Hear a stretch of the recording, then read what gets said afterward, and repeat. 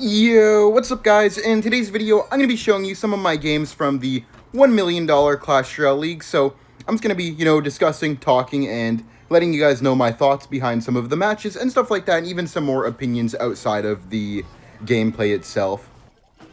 So guys, basically how this works is that you play a best of 3 in the duel format, meaning that you are not able to repeat any cards, and so basically, if I play with, as I'm playing on screen here, Hog Firecracker, in the second game, I can't play Hog Firecracker, and if it goes into the third game, because it is a best of 3, I also cannot play Hog Firecracker or the deck that I just used after Hog Firecracker. So, first player to 2 wins, and you can't repeat any cards. It's pretty simple, to be honest, but that's pretty much how the format works. So basically, right here, we're up against CAD Gaming here. And also, guys, the reason I am not, speaking live and stuff like that, I always let you guys know if it's not, like, live commentary and stuff like that, and usually only for CRL, because I'm trying to focus, trying my absolute best to win, because I obviously want to perform the best as possible, and sometimes, speaking while I play is a bit distracting, but in the first game here, we did go with Hog Rider Earthquake just because I knew that my opponent was an Expo player, so I thought that it would be kind of good to make sure that we have a decent chance against an Expo player in the first match.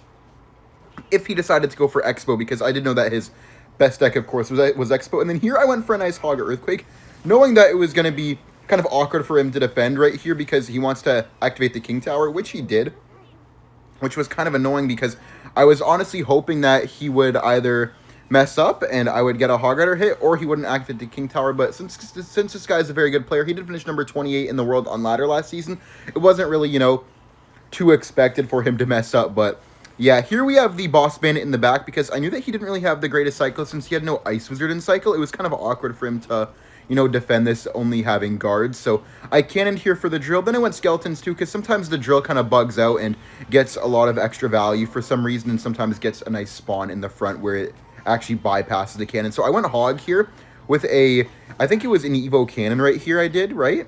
No, I go for the Evo Firecracker, yeah. Evo Firecracker was decent here because I can go for the Evo Cannon, but one thing that I do think I should have done is I either went for the Firecracker immediately or not at all, but here I did outcycle him, so I went for another Hog Rider at the bridge, and I was tempted to pre-log, but because I knew he had the Evo Snowball, I waited, and then I kind of just chilled a bit because I knew there was a good chance that I was going to get some Firecracker damage, which I actually did. I get a nice Firecracker shot right there, and then I got another Firecracker hit, which was absolutely beautiful. So then I just keep going Cannon in the front for the Drill every single time because, guys, after the nerf to the Log, Ice Spirit plus Log doesn't actually full counter Goblin Drill anymore, no matter which order that you put it in, which is really, really annoying.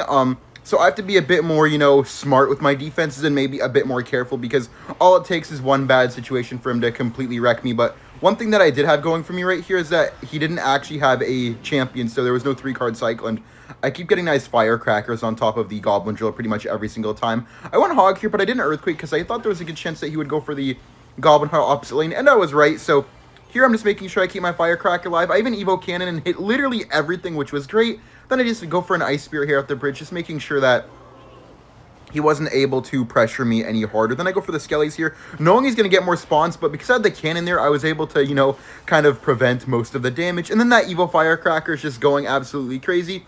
Him having to poison that Firecracker every time was so nice. And then I got another Hog in here, knowing he didn't have the Goblin Hut yet. And then I go for the Earthquake here, and we actually got a nice Firecracker shot on top of those guards, which is really nice. And from here, it was pretty much impossible for me to lose unless maybe, I lagged out, I got, like, really, really unlucky, or I just had, like, a masterclass choke session, but honestly, I knew that there was realistically no way that I lost the game, so I just go for the Ice Spirit here. I take the damage from the Drill, just that one shot, because I didn't want to overspend and maybe throw the game away just by being down too much elixir, so I just go for the Hog Rider. I go for the Earthquake, just in case he put the hut in a different spot. He didn't, but since I had the Firecracker down, I was kind of comfortable with doing that, and then I got another Hog Rider down, because he doesn't have the Goblin Hut in cycle.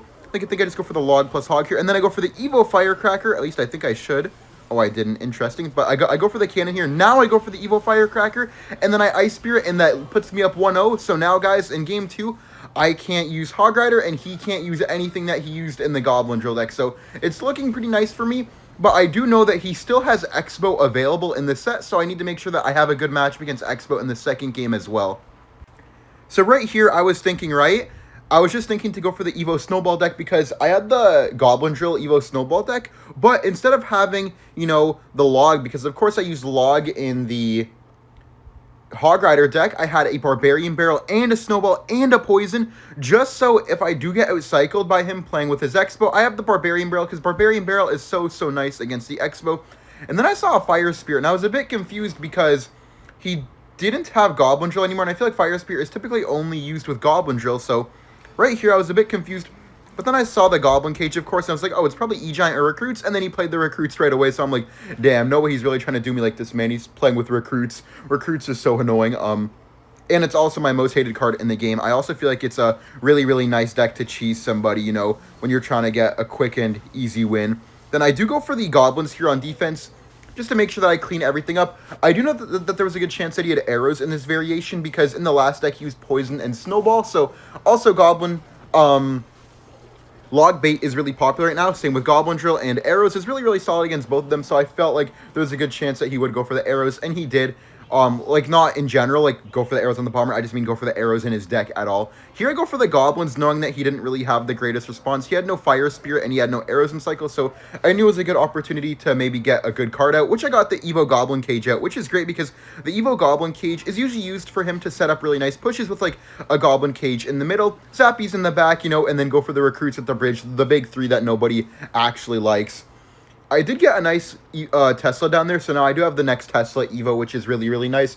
In this matchup, it's all about just playing solid in single elixir, kind of surviving the beginning of the match, and then just kind of trying to control the pace of the game, knowing that even if I am down a little bit of damage, I am going to be able to make a comeback, because obviously I have Drill, Evo, Snowball, which is a crazy combo for comebacks, and I also have the Poison, and I have really good defensive cards anyway.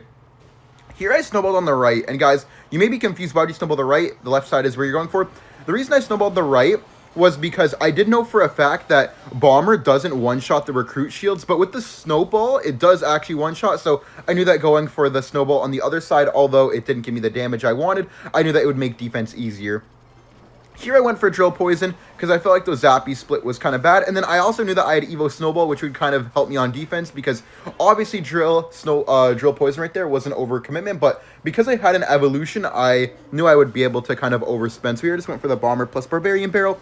Make sure I defend that right side well, and then I go for the Evo Snowball on the left with a Mighty Miner and a Poison. So now, you see right there, he goes for the Piggy split, but obviously those two Piggies aren't going to do anything over there, and then we just have the Goblins for the right side, because he went for the arrows on top of the Bomber, so I kind of, like, baited out his arrows, which was really nice, so then he couldn't take out my Goblins, and then obviously the Evo Snowball allowed me to get some crazy Poison value.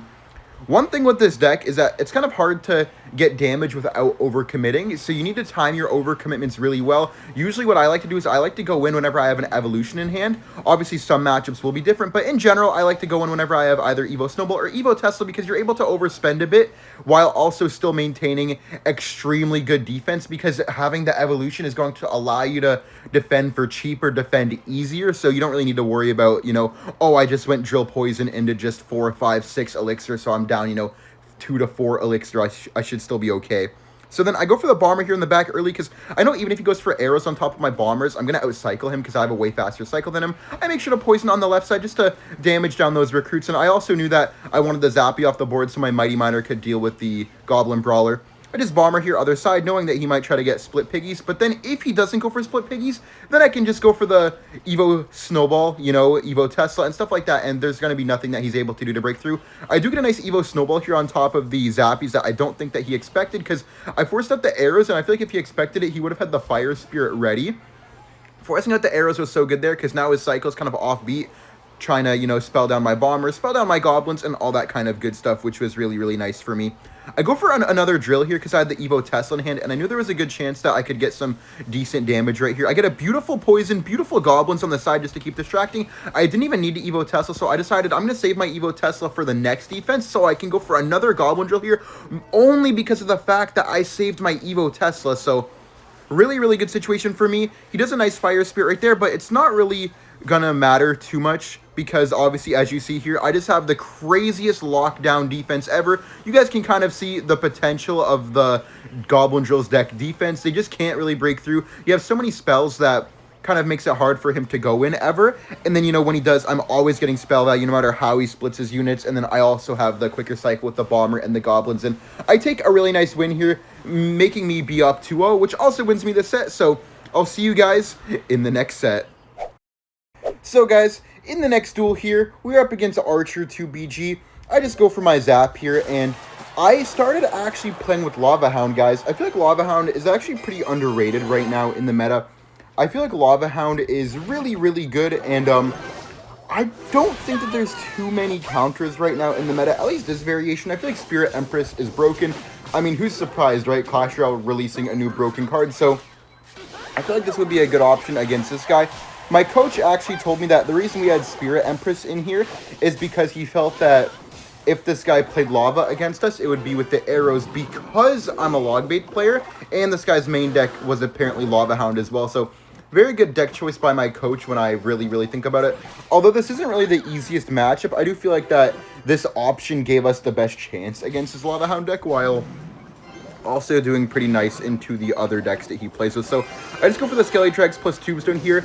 Right now, I still wasn't sure, though, if he had the arrows or not. I just knew that most likely he had arrows. I knew that I was going to take some damage here, but I also knew that there was not really much I can do about a push like that in single elixir, obviously, without my Spirit Empress. But I do get a nice defense here, and then I go for the Miner as well in the back, just to pull anything back if he does try to go in for, like, you know, right there you see he goes for the Valkyrie, so he has to zap as well, which I get most of my damage back, which is really nice, and I do actually get to some of my evolutions, which is nice. Although right here, guys, if you didn't notice, he played Zap on defense, and he played Zap on my tower first play of the game, so that's how I know he has the Evo Zap, and Evo Zap plus arrows do kill Skeleton Dragons, so obviously I had to be really, really careful about Evo Zap plus arrows to take out Skeleton Dragons, but I wanted to talk about something else as well.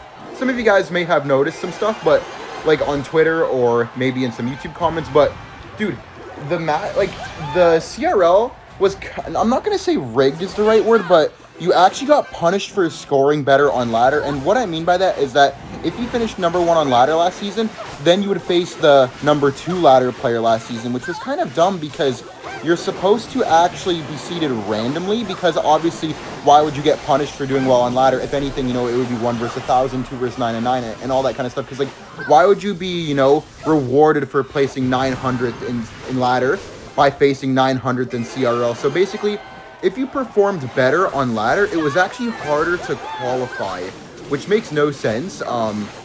And I didn't really agree with it at all. And it actually made it so where, like, I feel like this was the worst top 32 group of all time, where, like, there was maybe a lot of names that you have never heard of, which is okay. Like, of course, there's always new up-and-comers and stuff like that, but whenever, like, for example, Ian didn't qualify to the top 32 this month when he literally won the golden ticket last month is kind of crazy, in my opinion. And then there's also my friend Vitor, who got 3rd place last month, who also didn't qualify for the top 32. So whenever you have the, you know, last month's first and 3rd finisher who don't qualify, that's kind of insane in my opinion. And also another quick stat is that there was only 10 repeat players back to back, so only 10 players who made top 32 in month 1 also made it in month 2, which is kind of crazy in my opinion. But yeah, so here, guys, we're making kind of a comeback, which was kind of nice. I was doing well on just kind of controlling the game, not really letting him get some crazy lava loon pushes down, and also just making it so it was a bit annoying for him to deal with my Spirit Empress, because obviously we both had no way to counter. But I felt like that me having the Miner chip gave me a little bit more leeway to not be ahead in damage right away, but him having the balloon, obviously, he needs to make a real breakthrough, whereas I can just Miner chip him out later on in the game. Here I go for the Skeleton Dragons, knowing that I don't really want to waste my Tombstone, because if I waste my Tombstone, then I felt like the balloon could get kind of scary. So I just go for the Curse Zap there, and he actually is ahead by a decent bit of damage right now, guys, because he did get the arrows Evo Zap on defense, but I'm not really too worried. I just Evo Valkyrie to block the Spirit Empress, and then I Lava the bridge. Thankfully, my Spirit Empress took out his other Spirit Empress, or I could have actually been in a lot of trouble right there.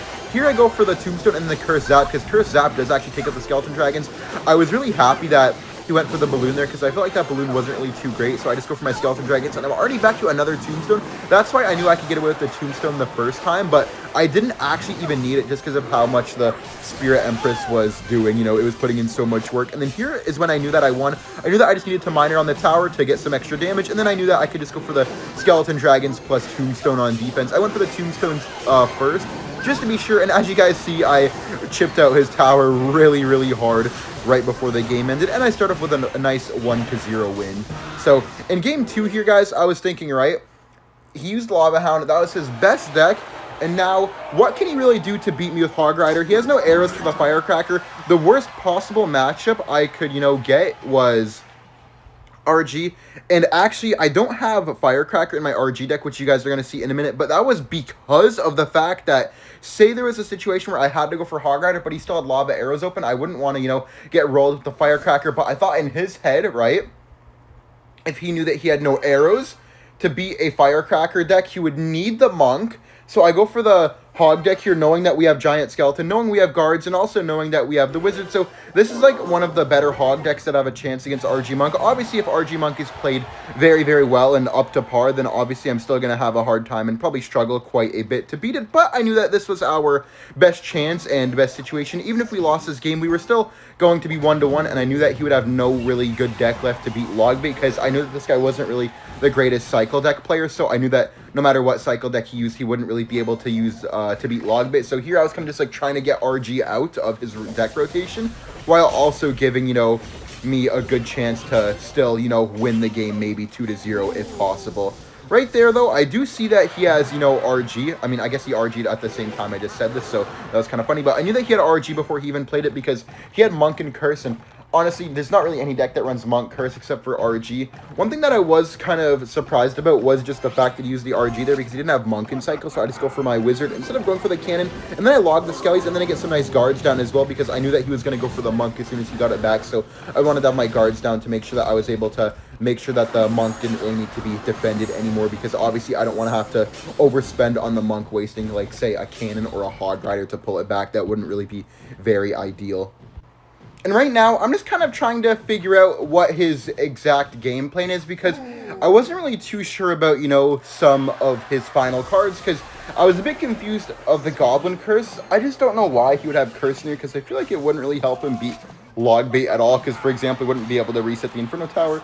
His defense really wouldn't be that great, so I just went for the Hog Rider there to grab that hit. And the nice thing about us having the Giant Skeleton and the Guards is that I don't always need Cannon to defend the Royal Giant. And I also feel like that if he wasn't really being too safe, then our Giant Skeleton could kind of cook sometimes with him not really having the greatest responses here and there. But obviously him having the Monk, he would usually have a great response, but there was times where he wouldn't maybe have the greatest response. I do go for the Guards plus Earthquake here, and then I'm just waiting on the Cannon. I go for the low log, and then I do get a nice Cannon down finally.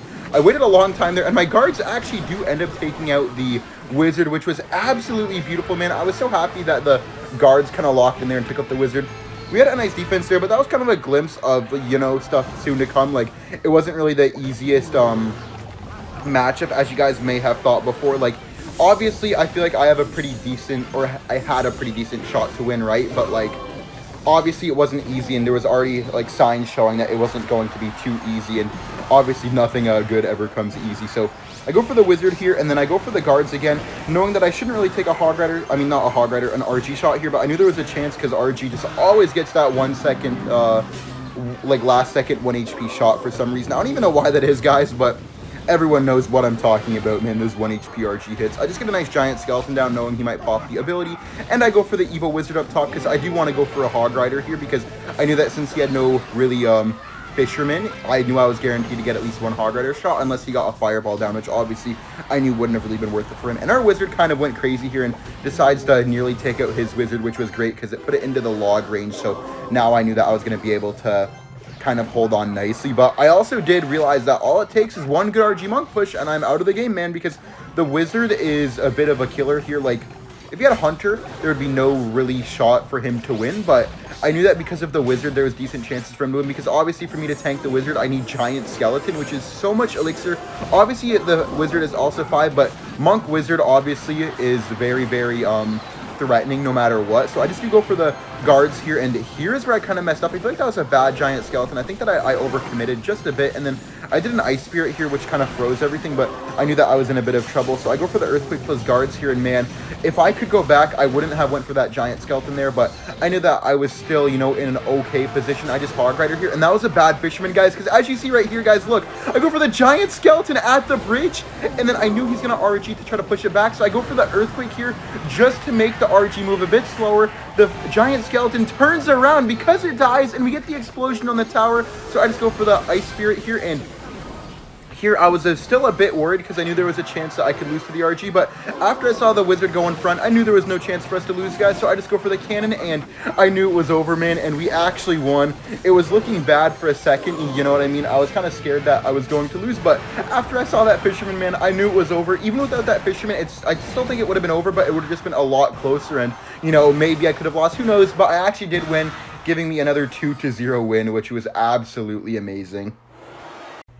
Alright guys, so I would like to talk about something real quick. I know in my last tier list, I ranked Evo Skeletons in the D tier. I'm not gonna lie to you, man. Evo Skeletons are most definitely at least C tier, maybe even B tier. I've been seeing them way too much recently, man. I've actually been facing them a ton. I know this is like the most off-topic thing in the world, but I hope you guys understand where I'm coming from with the Evo Skeletons. I underrated them a lot.